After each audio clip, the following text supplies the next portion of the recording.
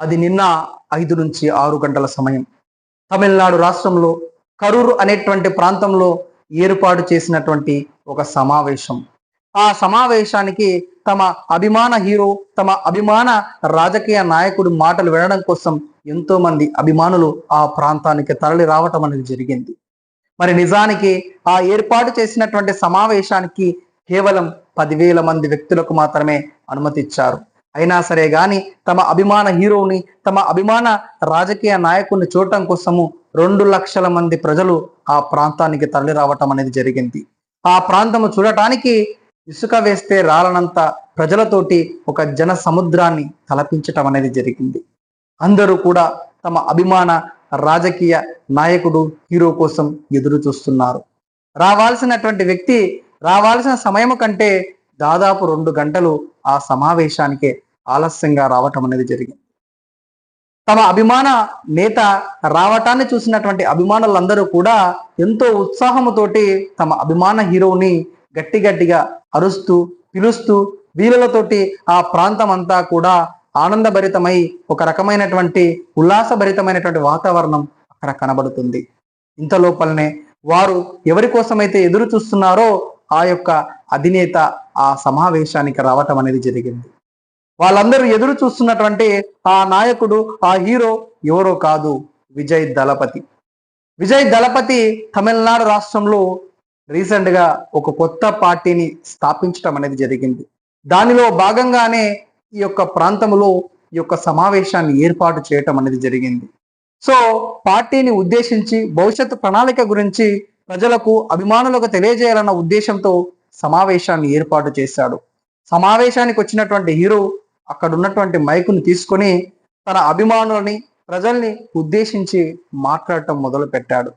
అంతలోపలనే తన చుట్టూ ఉన్నటువంటి అభిమానుల్లో కొంత దూరంలో ఒక రకమైనటువంటి ఆందోళన భరితమైనటువంటి వాతావరణం విజయ్కి కనబడింది. అంతలోపలనే ఆ ప్రాంతము గుండా ఒక అంబులెన్స్ రావటం అనేది జరిగింది.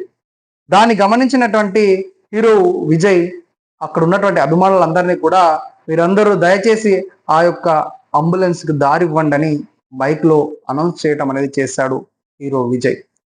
హీరో చెప్పినటువంటి మాటల ప్రకారం అక్కడ ఉండేటువంటి అభిమానులందరూ కూడా ఆ యొక్క అంబులెన్స్ కు దారిని ఇచ్చేటువంటి క్రమం లోపల అందరూ కూడా ఆ ప్రాంతం నుంచి దూరంగా జరగటం అనేది చేశారు.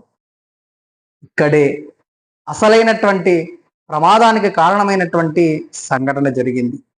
ఎప్పుడైతే అంబులెన్స్ కు దారి ఇవ్వాలని అందరూ కూడా దూరంగా జరగడం మొదలు పెట్టారో చుట్టూ ఉండేటువంటి అభిమానులకు ఏం జరుగుతుందో తెలియక ఒకరినొకరు తోసుకుంటూ దూరంగా జరిగేటువంటి క్రమం లోపల ఒకరిపై ఒకరు పడుతూ ఒకరిని ఒకరు తొక్కుకుంటూ దాదాపు 38 మంది అభిమానులు ఈ యొక్క తొక్కిసలాటలో మరణించడం అనేది జరిగింది. అంతేకాదు 50 మంది క్షతగాత్రులుగా హాస్పిటల్లో చికిత్స పొందడం అనేది కూడా జరిగింది. మరి ఈ యొక్క సమావేశంలో ఎవరిది తప్పు? మరి ఇక్కడ ప్రాణాలు వదిలేసినటువంటి 36 మంది వ్యక్తుల ప్రాణాల ఖరీదును ఎవరు వెలకట్టగలుగుతారు? తిరిగి వాళ్ళ ప్రాణాలను ఎవరు తీసుకురాగలుగుతారు? ఆ బిడ్డల ప్రాణాలు కోల్పోయినటువంటి ఆ తల్లిదండ్రుల యొక్క వేదనని ఎవరు తీర్చగలుగుతారు? మరి దీనికి కారణం ఏమిటి తెలుసుకుందాం. మరి నిజానికి ఈ సంఘటన పైన అందరూ రకరకాలుగా రకరకాల అభిప్రాయాలను వ్యక్తపరుస్తున్నారు. హీరో విజయ్కి సంబంధించిన వ్యక్తులేమో మేము ఈ యొక్క సమావేశం ఏర్పాటు చేసుకోవడానికి మేము వేరే ప్రాంగణాన్ని అడిగితే వీళ్ళు ఇదే ప్రాంతాన్ని ఎంపిక చేశారని, మరియు అంతేకాకుండా వీళ్ళు మాకు సరైనటువంటి ప్రొటెక్షన్ ఇవ్వలేదని, సరైనటువంటి పోలీస్ బందోబస్తు మాకు ఇవ్వలేదని విజయ్ పార్టీకి సంబంధించినటువంటి వ్యక్తులు ఆరోపించే ప్రయత్నాలు చేస్తున్నారు. మరి అదే తమిళనాడు రాష్ట్రంలో అధికారంలో ఉన్నటువంటి అక్కడ అధికార పక్షం వాళ్ళేమో హీరో విజయ్ ఆ యొక్క ప్రాంతానికి రావాల్సినటువంటి సమయానికంటే ఆలస్యంగా రావటం వల్లనే ఈ యొక్క తొక్కిసలాట ఆ ప్రాంతంలో జరిగిందని అధికార పార్టీకి సంబంధించిన వ్యక్తులు ఆరోపించడం అనేది చేస్తున్నారు. మరి ఇక్కడ నిజం ఎవరిది, అబద్ధం ఎవరిది అనేది పక్కన పెడితే మరి ఇప్పుడు ఆ చనిపోయినటువంటి 36 మంది వ్యక్తుల ప్రాణాలను ఎవరు తీసుకురాగలుగుతారు? అధికారంలో ఉండేటువంటి వాళ్ళందరేమో క్షతగాతులందరికీ కూడా 10 లక్షలు 2 లక్షల రూపాయలని పరిహారంగా ఇస్తున్నారు. హీరో విజయ్ కూడా 10 లక్షలు 20 లక్షల రూపాయలని పరిహారంగా ఇస్తున్నారు. ఆ డబ్బు ఇచ్చినంత మాత్రాన సరిపోతుందా? ఆ నిండు జీవితాలను ఎవరు తీసుకురాగలుగుతారు? ఇక్కడ మనం అందరం ఆలోచించాలి. నేటి కాలం లోపల రాజకీయ నాయకులు వాళ్ళ స్వార్థము కోసము, ప్రజబలము, ప్రజలు ఎక్కువ ఉన్నారు, ప్రజల సమూహం ఎక్కువ ఉంది, మా సమావేశాలకు ఎక్కువ మంది ప్రజలు వచ్చారని చూపించుకోవడం కోసం చిన్న చిన్న సందులలో సమావేశాలను ఏర్పాటు చేసి అక్కడ వాళ్ళ అభిమానులకు ప్రాణాపాయం ఉంటుందన్న విషయం తెలిసి కూడా తొక్కిసలాటలు జరుగుతాయని తెలిసినా కూడా అభిమానులు చనిపోయినా సరే కానీ వాళ్ళ పేరు ప్రఖ్యాతల కోసము, వాళ్ళ పార్టీకి సంబంధించినటువంటి ప్రచారం కోసము ఇలాంటి సమావేశాలను ఏర్పాటు చేస్తున్నారు. మరి ఒక్క క్షణము కూడా వాళ్ళు ఆలోచించకుండా అభిమానుల యొక్క ప్రాణాలు తీయటం లోపల ఖచ్చితంగా రాజకీయ నాయకుల యొక్క పాత్ర కూడా ఉందని మనం చెప్పుకోవచ్చు. మరి అంతేకాకుండా ఇక్కడ ఈ తొక్కిసలాట లోపల 10 సంవత్సరాలు నిన్నటువంటి ఒక బాలుడు కూడా చనిపోవటం అనేది జరిగింది. ఆ బాలుని పైన పడి తల్లి ఎంతగానో వేధించడం అనేది జరిగింది.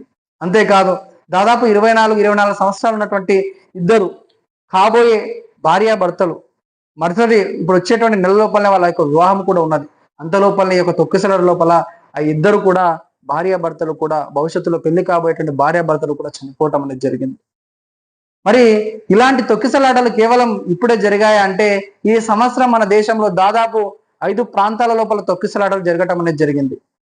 రీసెంట్ గా మీరు చూసుకున్నట్టయితే కుంభమేళలో కూడా తొక్కిసలాట జరిగింది. అక్కడ కూడా చాలా మంది వ్యక్తులు చనిపోవటం అనేది జరిగింది. అంతేకాకుండా రీసెంట్ గా పుష్ప 2 సినిమా రిలీజ్ అయినటువంటి సమయం లోపల కూడా హైదరాబాద్ లో ఉండేటువంటి సంధ్యా థియేటర్ దగ్గర కూడా తొక్కిసలాట జరిగి ఒక చిన్న బాలుడు చనిపోవటం అనేది జరిగింది. మరి ఈ యొక్క తొక్కిసలాటలకన్నిటికీ కూడా కారణం ఎవరు అంటే ప్రధానంగా కూడా ఆ యొక్క సమావేశాలని, ఆ యొక్క ర్యాలీలని, సభలను ఏర్పాటు చేసేటువంటి నాయకులు మాత్రమే. వీళ్ళందరూ కూడా ఈ యొక్క సభలు సమావేశాలు ఏర్పాటు చేసే సమయం లోపల ఆ ప్రాంతం ఎంతమందికి సరిపోతుందో అంతమందికి మాత్రమే పర్మిషన్ ఇవ్వడం అనేది చేయాలి. కానీ వాళ్ళ యొక్క బలాన్ని చూపించుకోవడం కోసం ఎక్కువ మంది ప్రజల్ని అనుమతించినట్టయితే ఇలాంటి సంఘటనలు జరిగేటువంటి అవకాశం ఉంటుంది. మరి రీసెంట్ గా మన హైదరాబాద్ లో సంధ్యా థియేటర్ దగ్గర జరిగినటువంటి తొక్కిసలాట లోపల ఒక బాలుడు చనిపోతానంటే మరి అల్లు అర్జున్ గారి పైన కేసు నమోదు చేయడం అనేది జరిగింది. మరి ఈ రోజు 36 మంది వ్యక్తులు చనిపోయారు. మరి ఈ సందర్భంలో హీరో విజయ్ పైన కేసు పెట్టి ఆయన జైలుకు పంపిస్తారా అంటే దీనిపైన అక్కడ అధికారంలో ఉన్నటువంటి చీఫ్ మినిస్టర్ అయినటువంటి స్టాలిన్ గారిని అక్కడ ఉన్నటువంటి ప్రెస్ అడిగితే దీనిపైన నేను ఇప్పుడే ఏ నిర్ణయమో చెప్పలేను, దీనిపైన సరైనటువంటి సమీక్ష నిర్వహించి దీనిపైన సరైనటువంటి విచారణ జరిపిన తర్వాతనే దీనిపైన తదుపరి నిర్ణయం తీసుకుంటామని కూడా వాళ్ళు చెప్పడం అనేది జరిగింది. ఏమైనప్పటికీ కూడా ఇక్కడ చనిపోయినటువంటి వ్యక్తుల యొక్క ప్రాణాలను ఎవరు కూడా తిరిగి తీసుకురాలేదు. కాబట్టి మీ అందరికీ నేను చెప్పదలుచుకున్న విషయం ఏంటంటే అభిమానం అనేది ఎప్పుడైనా సరే హద్దులు మీరరాదు. ఎందుకోసం అంటే మన కోసం మన తల్లిదండ్రులు ఎన్నో కోటి ఆశలతోటి మనల్ని పెంచి పెద్ద చేసిండ్రు.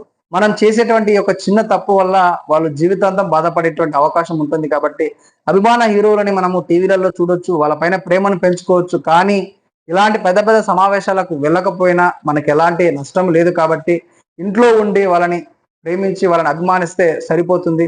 ఇలాంటి సమావేశాలకు, ఇలాంటి ర్యాలీలకు వెళ్ళి మీ ప్రాణాలను తీసుకునేటువంటి ఇలాంటి చోట్లకు మీరు వెళ్ళకుండా ఉండాలని నా మనస్ఫూర్తిగా కోరుకుంటున్నాను.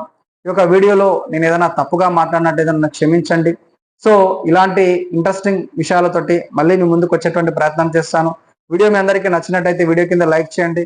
ఇలాంటి వీడియోస్ కోసం మన ఛానల్ సబ్స్క్రైబ్ చేసుకోవడం మాత్రం మర్చిపోకండి. అందరికీ కూడా ధన్యవాదాలు.